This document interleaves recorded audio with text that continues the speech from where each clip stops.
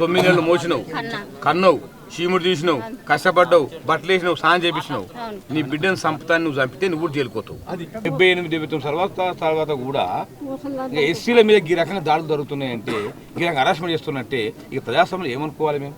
అంబేద్కర్ ఇట్లా రాజ్యాంగం రాసింది పగడబంది చేయకపోతే మరి మా ఎస్సీలందరూ ఎస్సీలందరినీ పాకిస్తాన్లకు ఇంకో దేశానికి పంపుతారా ఏం చేస్తారో అర్థమైతలేదు. ఇది ఎందుకు పట్టింది? ఎందుకు ఓటు అడిగిండు నాకు, ఓటు వెయ్యాను, నేను ఎక్కడున్నా నీ చేతికి ఎక్కడ వేస్తా అని అన్నా. ఇంకా నేను వెయ్యలేను, నా ఉన్న దిక్కు పడిపోయింది. ఇక నీదే మీ పని చేస్తా అని చేసిండు. చూడు ఇంత మా ఎంబడి పడ్డాడు. నేను ఇట్లా పయ్యల కింద వండుకుంటే కూడా దబ్బి పెట్టాను. రాజ్యాంగం ఇచ్చిపోయిన హక్కు, మా అంబేద్కర్ ఇచ్చిపోయిన హక్కు, నా ఇష్టంలో ఓటేస్తాం. ఇలా చేసిన అధికారం నువ్వు ఓటే అయిపోయి వచ్చి కొడతావా? ఓ చట్టం లేదా, ఓ వ్యవస్థ లేదా?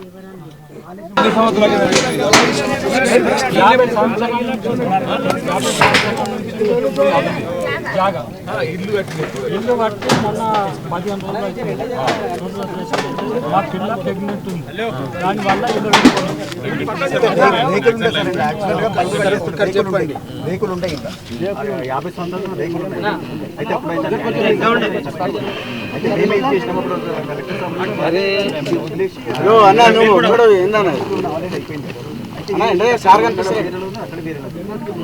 కూడా వాళ్ళకి సంబంధించిన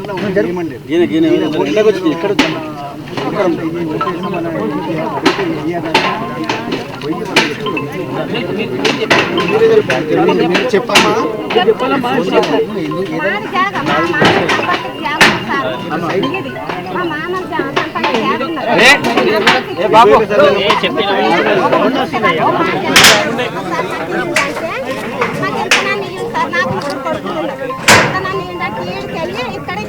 అక్కడ తోవ గీత చేసుకున్నాం. ఇక్కడ మళ్ళా నేను బునాది వేసినాక ఎట్ట కడతావు కట్టు, ఎట్ట కంటే ఎట్ట చేత సార్ అన్నాళ్ళు.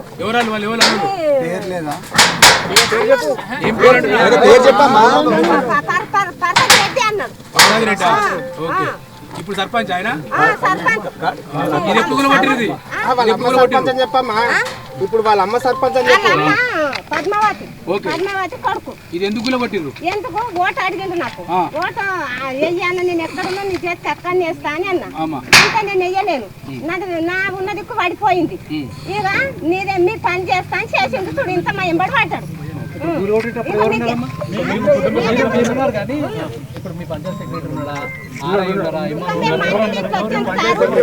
నేను ఇట్లా పయ్యల కింద వండుకుంటే కూడా దబ్బి పెట్టాను.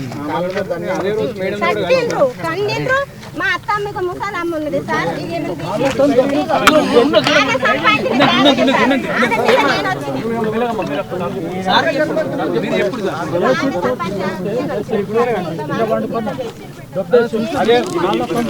పోలీసులు వచ్చిరా? ఎస్ఐ వచ్చిండా? కొలగొట్టినప్పుడు ఎంఆర్ఓ వచ్చిండా? డిపి వచ్చిండా? పంచాయత్ సెక్రటరీ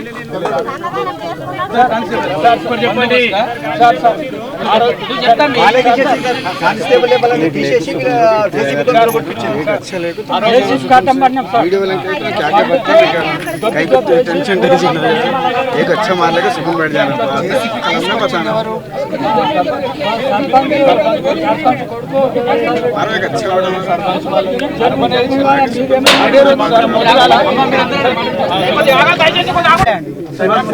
పంచాయతీ సంబంధం లేని ఇష్యూలో వాళ్ళు జోక్యం చేస్తారు. రెండోది పంచాయతీ సర్పంచ్ వాళ్ళ అధికారులు కాదు, వాళ్ళ కుటుంబ సభ్యుల పెత్తనం నడుస్తుంది అనేది నోటీస్ కూడా ఇంకోటి సార్. ఆ రోజు పొద్దున నేను ఎంఆర్ఓ దగ్గరికి వెళ్ళాను, నేను మా నాన్న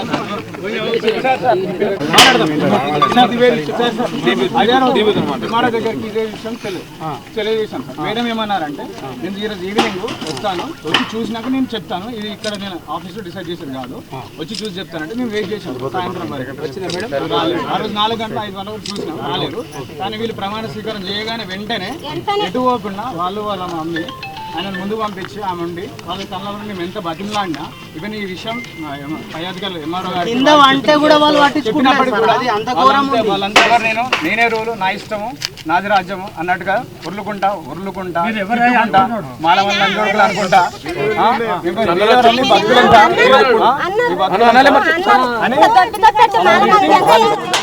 ఓట్లు అనేది ఎవరు ఇండివిజువల్ వాళ్ళది. రెండోది ఈ ఊర్లో మొత్తం 100% ఆయనకు ఒక్కరే వేసి వీళ్ళు ఒక్కరే వేయకుండా లేదు కదా సార్. చాలా మంది ఏ రోజులు ఉంటారు లోపల బ్యాలెట్ నీకు ఎట్లా తెలుస్తుంది, నువ్వు ఎట్లా దీని మీద ఏం చేస్తావు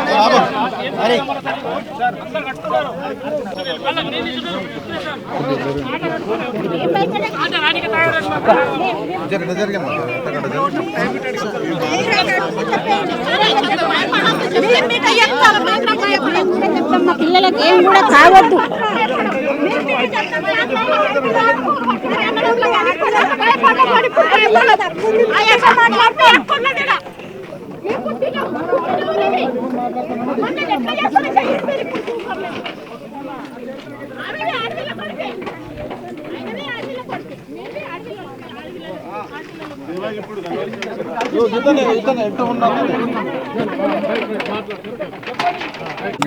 హక్కు భారత రాజ్యాంగం బాబాసాహెబ్ అంబేద్కర్ కల్పించారు. ఇప్పుడు నాకు ఓటు వేయాలని ఇది రాయలసీమ లాంటి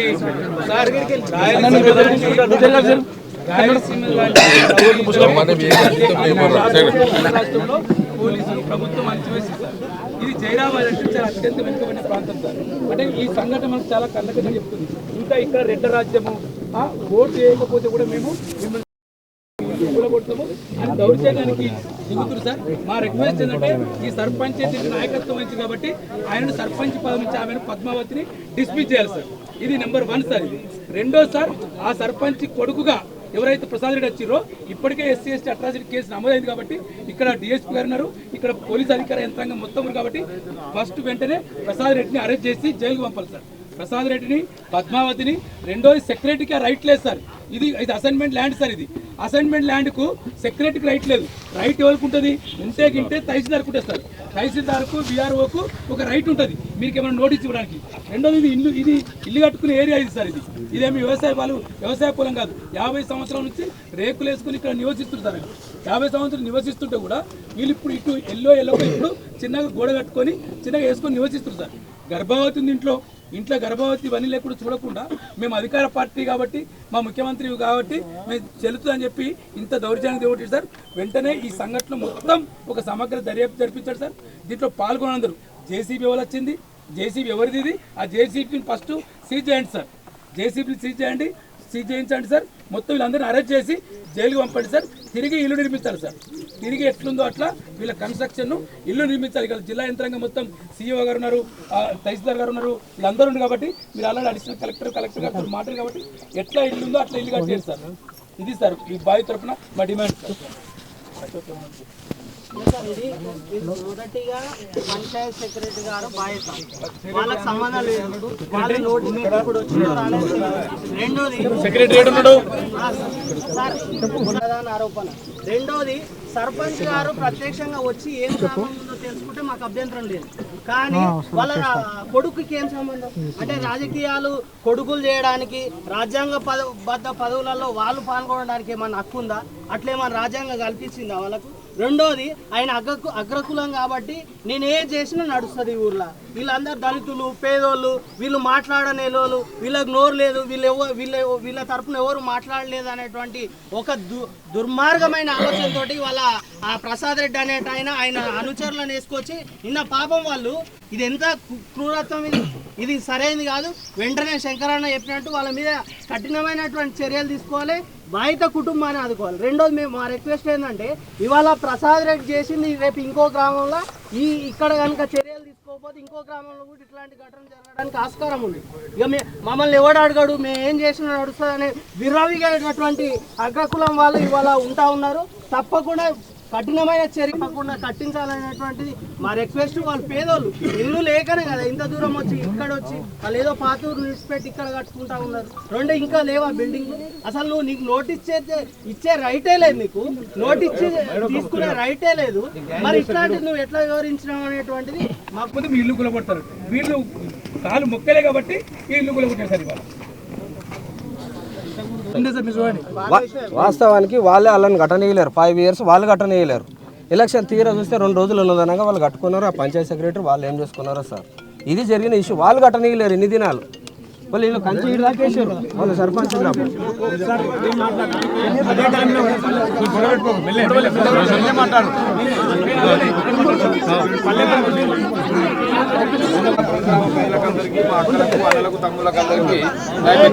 నమస్కారాలు. మా ఈ కార్యక్రమంలో పాల్గొంటున్నటువంటి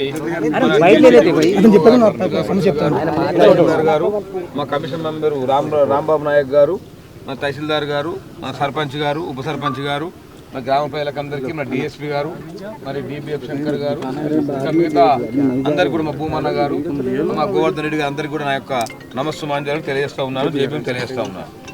ముఖ్యంగా గ్రామాలలో ఇటువంటి సమస్యలు ఎప్పటికి ఉంటాయి, చిన్న చిన్న సమస్యలు. 88లో నేను సర్పంచ్ అయినా, అంటే దాదాపు 88లో అది 12, 25, 30 ఏళ్ళ కింద సర్పంచ్ అయింది నేను. సర్పంచ్ అంటే సర్పంచ్ అయితేనే వార్డు మెంబర్ అయితేనే అనుభవం పెరుగుతుంది మనిషికి. బాగున్నా ఏనంటే అనుభవం పెరుగుతుంది. రాజకీయాలు ఓటు అనేది రహస్యమైంది.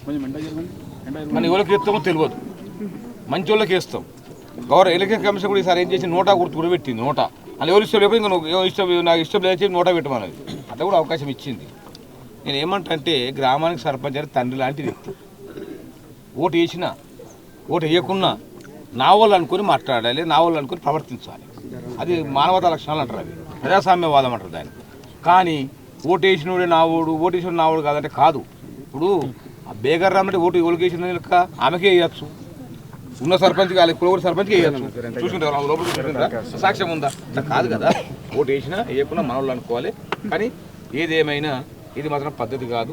మరి గ్రామ సెక్రటరీ పవర్ గారు చేసింది కూడా పద్ధతి కాదు.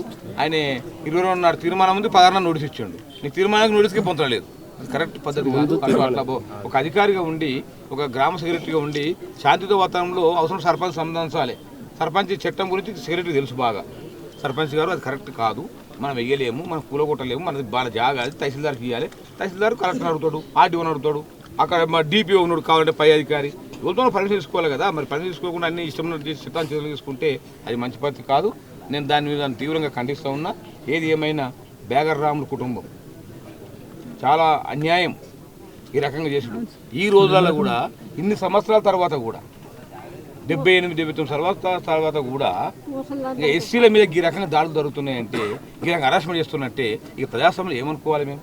అంబేద్కర్ గిట్లా రాజ్యాంగం రాసింది పగడబంది చేయకపోతే మరి మా ఎస్సీలందరూ ఎస్సీలందరినీ పాకిస్తాన్లకు ఇంకో దేశానికి పంపుతారా ఏం చేస్తారో అర్థమవుతలేదు. ఈ వ్యవస్థ చూస్తుంటే ఇంత అన్యాయం, దౌర్భాగ్యం, ఇది దౌర్భాగ్యమైన చర్య. ఏంది ఇది? ఓటు వేసినా వేయకుండా మావడం అనుకోవాలి, అది అవసరం లేదు. అయినా ఐళ్ళు రావడము వాళ్ళకి ఏముంది పాపము. ఆమె తులయో చచ్చిపోతే కొన్ని ఒక గుండు లేదు, మెడల బంగారం లేదు, గర్వంలో పట్టుకొని గీల మీద ఆమె ఉరమేశ్వర బ్రహ్మాస్త్రం ఈ ప్రసాద్ రెడ్డి గారు చేసుడు. నేను పోలీస్ శాఖ వారిని నేను ఎస్పీ గారి గురించి మాట్లాడినా, ఎస్పీ గారు కూడా మాట్లాడుతున్నాడు. నేను ఎస్పీ గారికి ఈ సందర్భంగా నేను డైరెక్షన్ ఇస్తూ ఉన్నా. ఇమ్మీడియట్గా దోషులు ఎవరైతే ఉన్నారో వాళ్ళందరినీ కూడా ఇమ్మీడియట్గా వాళ్ళందరినీ కూడా జైలు తోలాలి. వాళ్ళు ఆస్తి నష్టం చేశారు. ఎస్సీ ఎస్టీ పిఓ యాక్ట్ ఏం చెప్తుందనంటే, ఆస్తి ధ్వంసం చేసిన వాళ్ళు వచ్చిన దాడికి వచ్చిన కులం పేరు తిట్టిన అటెంప్ట్ మర్డర్ కేసు పెట్టాలి వాళ్ళ మీద. ఆస్తి ధ్వంసమైంది కనుక తప్పకుండా జైలుకు పంపేటువంటి చేయాలని చెప్పి నేను ఎస్పీ గారు డైరెక్షన్ ఇస్తున్నా. ఇక్కడ నుంచే ఎస్పీ గారు మళ్ళీ కూడా మాట్లాడతా. ఇక్కడ డైరెక్ట్ ఆడుకోబోను, కలెక్టర్ ఆఫీస్కి పోతా, ఎస్పీ గారిని పిలిపిస్తా, కలెక్టర్ పిలిపిస్తా, అది చెప్పిపోతా. ఆ రకంగా చేయాలి. ఇమీడియట్గా విలేజ్ సెక్రటరీ కూడా సస్పెండ్ చేయాలి. ఆయన చాలా తప్పు కదా. ఏ విధంగా గడబడి చేయకుండా చేయాలి. ఏది ఏమైనా ఆ కుటుంబాన్ని, బేగర్ రాముల కుటుంబాన్ని తప్పకుండా ఎస్సీ ఎస్టీ కమిషన్ ఆదుకుంటుంది, తప్పకుండా న్యాయం చేస్తుంది, వాళ్ళ కోసం పోరాటం చేస్తుంది. మేము వాళ్ళని అట్టిగా వదిలిపెట్టాము. ఎంతటి దోషులు ఇంకో ఇప్పుడు 6 కేసు నమోదు అయినట్టు నా దృష్టికి వచ్చింది. 6 కాదు, ఇంకా 10 మంది ఉన్నా కానీ ఈ కుట్రకొని వాళ్ళు ఉన్నారు. ఆ జేసీబీ ఏదైతే ఉన్నదో జేసీబీ సీల్ చేసిండ్రా చేయాలి. మరి అర్జెంటుగా జేసీబీ బ్యాన్ వచ్చేసి ఆ జేసీబీ నడిపించడం మీద కేసు కావాలి. జేసీబీ సీల్ చేయాలి, సీల్ చేసి చేయాలి, అర్జెంట్ సీల్ చేయాలి. 24 గంటల్లో నేను ఒకటే ఉంటున్నా, 24 గంటలల్లో జేసీబీ సీల్ చేయాలి. వీళ్ళందరినీ జైలుకు పంపాలి. ఇంకోళ్ళు కుట్రకొని ఇంకోళ్ళు దాగి ఉన్నారో వాళ్ళందరినీ కూడా జైలుకు పంపాలి. ఇంకా 6 కాకుండా ఇంకోళ్ళు కూడా పంపాలి. వాళ్ళందరినీ కూడా తక్షణ 24 గంటల సస్పెండ్ చేయాలని చెప్పి నేను కలెక్టర్ గారిని కూడా నేను డైరెక్షన్ ఇస్తూ ఉన్నా. అందరిని సస్పెండ్ చేయాలి, వాళ్ళ జైలుకు పంపాలి. తక్షణ చర్యలు తీసుకోవాలి. ఆ కుటుంబానికి ఇమీడియట్ రిలీఫ్ కోసం ఆ ఇల్లు కూడా అమ్మ మీరు బాధపడి ఆ ఇల్లు కూడా కట్టిపించి ఏర్పాటు చేసే బాధ్యత మేము ఎస్సీ తీసుకుంటుందమ్మా. మీకు పైసలు ఇప్పిస్తా, గవర్నమెంట్కి వెళ్ళి నేను తీసుకుంటా. ఎంత అన్యాయం అంటే ఈ కాన్స్టిట్యూన్సీలో ఉన్నటువంటి ఒక ఎమ్మెల్యే దళితుడు, ఈ జిల్లా మంత్రి మా దామోదర రాజనరసింహ గారు, మరిగా మా మంత్రి ఉంటాడు ఇక్కడ, మా ఎమ్మెల్యే ఉంటాడు. ఎస్సీలకి ఇంత రక్షణ లేకపోతే ఇక మేము ఎవరు చెప్పుకోవాలి, ఏం చేయాలి, ఎటు పోవాలి అర్థం కాని పరిస్థితి, దౌర్భాగ్యమైన పరిస్థితి. ఏంది ఇది? ఒక్కసారి చూస్తూ ఉంటే నెమరేసుకుంటే ఇంత సమస్యలు, ఇన్నేళ్ళకు కూడా ఇంత వివక్ష. అవునండి, నీకు ఓటు వేయకపోతే ఏంది? ఓటు ఎందుకు ఇస్తారు? నీకు మంచిగా చేస్తారు, లేకపోతే లేదు. ఓటు ఎందుకు వేయాలి? నీకు ఓటు మా హక్కు, మా రాజ్యాంగం ఇచ్చిపోయిన హక్కు, మా అంబేద్కర్ ఇచ్చిపోయిన హక్కు. నా ఇష్టంలో ఓటు వేస్తాం, ఇలా చేసిన అధికారం. నువ్వు ఓటు వేయకపోతే నువ్వు వచ్చి కూలగొడతావా? ఓ చట్టం లేదా? ఓ వ్యవస్థ లేదా? నేను చాలా తప్పు, నేను తీవ్రంగా ఖండిస్తూ ఉన్నా. ఇటువంటి సమస్యలు ఈ జిల్లాల జరగద్దనంటే దోషులు ఎంతటి వారైనా శిక్షిస్తాం, వదిలిపెట్టాం. మళ్ళీ కూడా వస్తా, మళ్ళీ మీకు ఇల్లు కట్టిపిస్తా, నేనే వస్తా, కొబ్బరికాయ కొట్టిపోతా, మీకు డబ్బులు ఇప్పిస్తా, చెక్కు తీసుకొని మళ్ళీ వస్తా మీ ఊరికి. మీరు ఐకమత్యంగా ఉండండి. మీరు కావాలి, ఇంట్లో కూడా కొంత వర్గం లేపి మిమ్మల్ని ఎస్సీలు కూడా విడదీస్తారు. కలిసి ఉంటే కలదు బలం, మనకు బలము, కలిసి ఉండాలి. ఒకరికి అన్యాయం జరిగితే మనందరి అన్యాయం జరుపుకోవాలి. కానీ ఇది కరెక్ట్ అని చెప్పి సపోర్ట్ చేయడం మాత్రం మంచి పద్ధతి కాదు. ఇది మానవతా అనరు. ఇది అంబేద్కర్ మధ్య ఒప్పుకోడు, ఆయన ఆత్మ కూడా శోభిస్తుంది. ఇటువంటి అనైక్యత కార్యక్రమాలు, ఇటువంటి అసంఘ్య కార్యక్రమాలలో మీరు అందరూ వెనుకకు ఉండాలి, మంచి సంఘటన పోరాటం చేసి మేము కోరుతా ఉన్నా. ఇంకోటి మన సిఇఓ గారు, డిసిఓ గారు వర్కర్కు నోటీస్ ఇవ్వాలి. ఈయనకు పారిశుద్ధ కార్మికుడు నోటీస్ ఇచ్చి 3 నోటీసులు ఇవ్వాలి చట్టం ప్రకారం. 9 ఏళ్ళు మోసినావు, కన్నావు, చీముడు తీసినావు, కష్టపడ్డావు, బట్టలు వేసినావు, స్నానం చేపించినావు. నీ బిడ్డను సంపుతాన్ని నువ్వు చంపితే నువ్వు కూడా జైలుకోతావు. సజ్జాపూర్లో జరిగినటువంటి సంఘటన చాలా దుర్మార్గమైంది, చాలా బాధాకరం. ఇటువంటి సంఘటన 78-79 సంవత్సరాల తర్వాత కూడా జరుగుతుందనంటే ఇది నేను చీకటి రోజుగా భావిస్తూ ఉన్నా. ఒక దళితుడు ఓటేయలేదని కక్ష మీద ఇది ప్యూర్గా అగ్రవర్ణాల దాడిగా నేను భావిస్తూ ఉన్నా. మరి ఓటేయలేదని చెప్పి ఇల్లు కూలగొట్టడం అంటే ఇది మానవీయమైన అవాయనమైన చర్య. దీన్ని ప్రజాస్వామ్యవాదులు, మేధావులంతా ఖండించాలని చెప్పి నేను కోరుతూ ఉన్నా. ఈ దోషులైతే ఉన్నారో ప్రసాద్ రెడ్డి కానీ 6 మీద కేసు నమోదైంది. వాళ్ళందరి మీద కూడా నేను పోలీస్ శాఖను ఎస్పీ గారు ఆదేశిస్తూ ఉన్నా.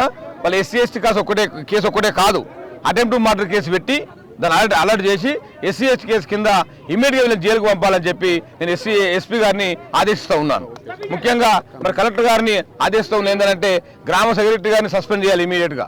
తర్వాత దీని బాధ్యులు కుట్రకోణం ఇంకోలేదు ఉన్నారో ఇంకా 6 కాకుండా ఇంకా 10 మంది ఉండని వాళ్ళందరినీ కూడా దోషులంతటి వారైనా శిక్షించాలి, వాళ్ళని కూడా కేసులు చేర్చి అరెస్ట్ చేయాలని చెప్పి కూడా నేను ఎస్పీ గారిని కలెక్టర్ గారిని ఆదేశిస్తూ ఉన్నా. ఏది ఏమైనా గ్రామంలో శాంతియుత వాతావరణం ఉండాలి, కలిసిమెలిసి జీవించాలి. ఇటువంటి సంఘటనలు మాత్రం మంచి పద్ధతి కాదు. మరి అంబేద్కర్ ఇచ్చిన ఓటు హక్కును ఎవరైనా వినియోగించుకుని హక్కు ఉంటుంది. ఈ రకం దౌర్జన్యాలు చేయడము మంచిది కాదు. ఈ దౌర్జన్యం చెరమగిట పాడాలంటే ఇటువంటి ఘటనలు మళ్ళీ ఈ జిల్లాలో జరగద్దు అనుకుంటే తప్పకుండా వీళ్ళ మీద చర్య తీసుకొని జైలుకు పంపాలి. వాళ్ళకు కూడా బేగర్ రావుల కుటుంబానికి న్యాయం చేయాలి, ప్రభుత్వ పరంగా ఇల్లు కట్టియాలి, నష్టపరిహారం ఇవ్వాలి. అవసరం కూడా మీ జిల్లా మంత్రి దామోదర్ గారితో మాట్లాడతా, మీ యొక్క రాష్ట్ర ముఖ్యమంత్రిని కలుస్తా, అవసరం రేవంత్ రెడ్డి గారు ఈ విషయంలో తప్పకుండా ఈ కుటుంబానికి న్యాయం చేస్తా. మీ ఎమ్మెల్యే గారితో మాణిక్యాలతో కూడా మాట్లాడతా. ఈ కుటుంబానికి న్యాయం జరిగే విధంగా తప్పకుండా నేను చర్య తీసుకుంటా. మీ యొక్క ఎంపీ సురేష్ రెడ్డి కూడా నాకు మంచి మిత్రుడు, నేను ఎవరినో కాదన్నా, తప్పకుండా కలిసి ఆ కుటుంబానికి తప్పకుండా న్యాయం చేస్తా. న్యాయం జరిగేంత వరకు ఎస్సీ కమిషన్ అండగా ఉంటుందని చెప్పి కూడా ఈ సందర్భంగా తెలియజేస్తూ, మీరు కూడా మా యొక్క ప్రెస్ వాళ్ళు కూడా తప్పకుండా ఇటువంటి సహకరించాలి. ఇటువంటి సంఘటనలు జరిగితే ఇంకా కొన్ని గ్రామాల వాతావరణం ఖరాబ్ అవుతుంది. దోషులు నిన్నే కఠినంగా శిక్షిస్తే తప్పకుండా ఇటువంటి జరగని చెప్పి కూడా ఈ సందర్భంగా తెలియజేస్తూ ఉన్నాను. జై భీమ్, జై హింద్.